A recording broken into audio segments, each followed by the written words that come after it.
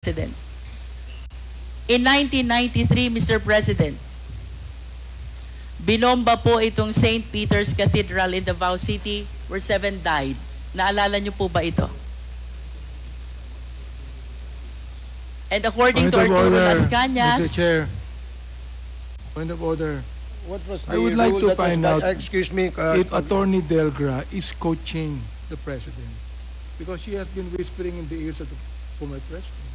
What to find out?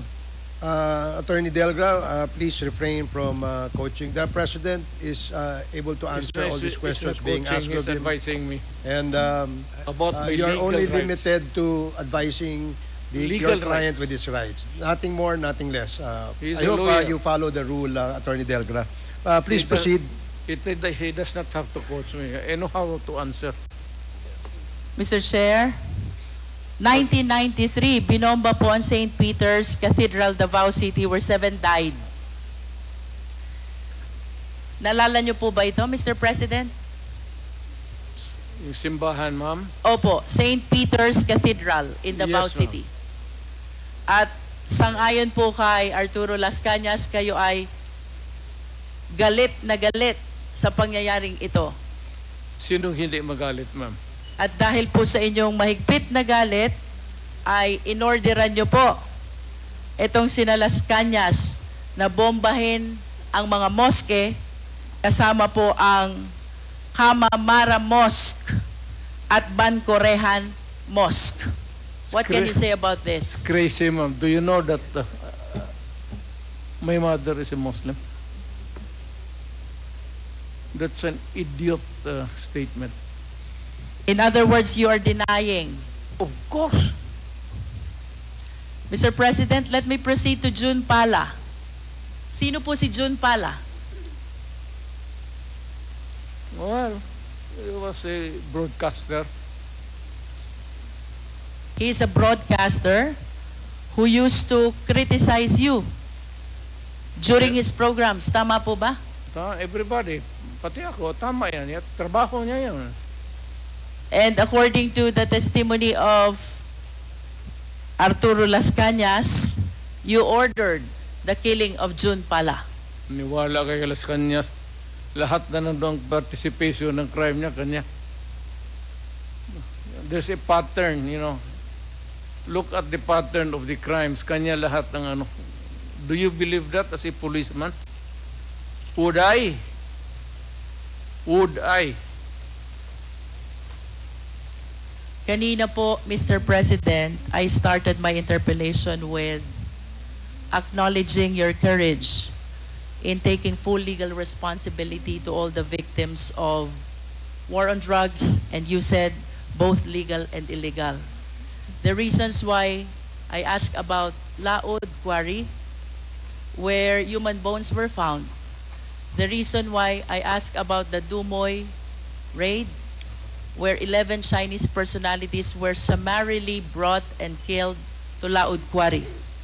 The reason about why I asked about the mosque bombing and the killing of June Pala is I wanted to substantiate the courage that I saw on you when you initially expressed taking full legal responsibility to all the victims of war on drugs, both legal and illegal, according to you. You are substantiate? Yes, Mr. President. Where's the proof? Mr. President, I'm anchoring my questions about the separate incidents from your initial statement that you are taking full legal responsibility Yes. to all the victims of war on drugs. You said both legal and illegal. Yes.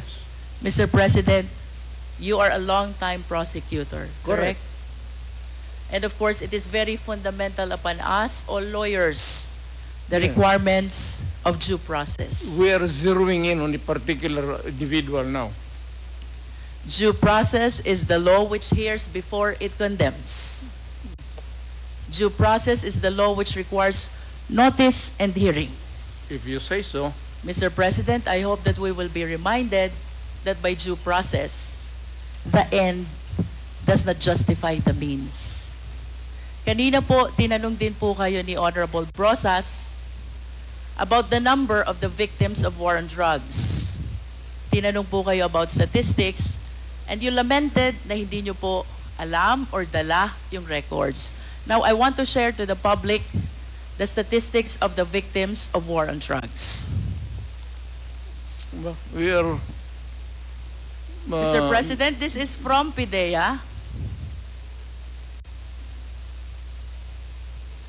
I think this is a consolidated effort of Karapatan, Global Witness, National Union of Journalists of the Philippines, the Supreme Court, Rappler, and the Philippine Drug and Enforcement Agency. We have 6,252 individuals in police anti-drug operations as of May 2022. 27,000 to 30,000 individuals, including those killed vigilant style. 427 activists, human rights defenders, grassroots organizers as of December 2021. Land and environment defenders as of December 2020, 166. Journalists, media workers, as of April 2022, 23 victims. Judges, lawyers, prosecutors, as of December 2021, 66 victims. And mayors, vice mayors, as of December 2021, 28 victims, Mr. President. Mr. President, my question is, when you implement war on drugs, did you strictly comply with the requirement of due process? Yes. Mr. Chair, I will wrap up. Thank you, Mr. President. Mr. Chair, it is my humble submission that contrary to the answer of the former President, I humbly believe that the former President and his war on drugs never complied with the requirements of due process. The statistics show, Mr. President, the huge number of victims of war on drugs. If my memory serves me right, during the time of Aquino administration, there are like around 200, and during the present administration, there are around like 200 victims as well of war on drugs. Given this statistics, Mr. Chair, this is almost or around 31,000 victims of war on drugs. If indeed they follow the requirement of due process, wala po dapat ganito karaming patay. At ang dapat, maraming kaso na pending in court. I hope all of us will be reminded by the fundamental law that no person should be deprived of life, liberty, and property without due process of law. By Mr. President's own admission of his accountability, both to legal and illegal actions of the police, it is the humble submission of this representation, Mr. Chair, that the Quadcom is ready to make a recommendation for the filing of the necessary action in court. That is a violation of the law, RA 9851, Act defining and penalizing crimes against international humanitarian law, or at the very least, the murder cases as defined under the revised penal code. To finally conclude, Mr. Chair, last series of questions to Mr. President, again to substantiate the courage that he was able to show during the initial part of this hearing. Mr. President, in the past hearing of Quadcom, may 30 Chinese drug lords na napatay sa Davao Penal Colony. Are you willing to take accountability and responsibility also for this? Wala na ako niyan, ma'am. Nandito na ako sa Maynila. So, you are saying no. Oh, well, kung gusto mo isali yan, idagdag mo na, okay lang. How about the death of General Barayuga, the PSCSO Secretary, are you willing to take full legal responsibility for this? No, I do not kill generals. The death of Mayor Aldong Parohinog and the 15 others in Osamis City, are you taking full responsibility on this? Hindi ako nagpapatay ng mga mayor, ma'am. The death of Mayor Espinosa of Albuera Leyte, are you taking full responsibility on this? Hindi ko, ma'am. That's my birthplace. The death of Tony Halili in Tanawan City. Malayo yan siya sa akin, ma'am. The death of Mayor Perez of Los Baños. Lalo na. Ibalik ko po dun sa una niyong sinabi. If you are denying all this, alin po yung tinutukoy nyo when you said you are taking full legal responsibility to all the victims of war on drugs, both legal and illegal? Yes.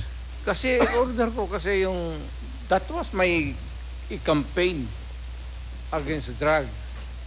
Na yung alam mo, maraming istasyon, maraming pulis.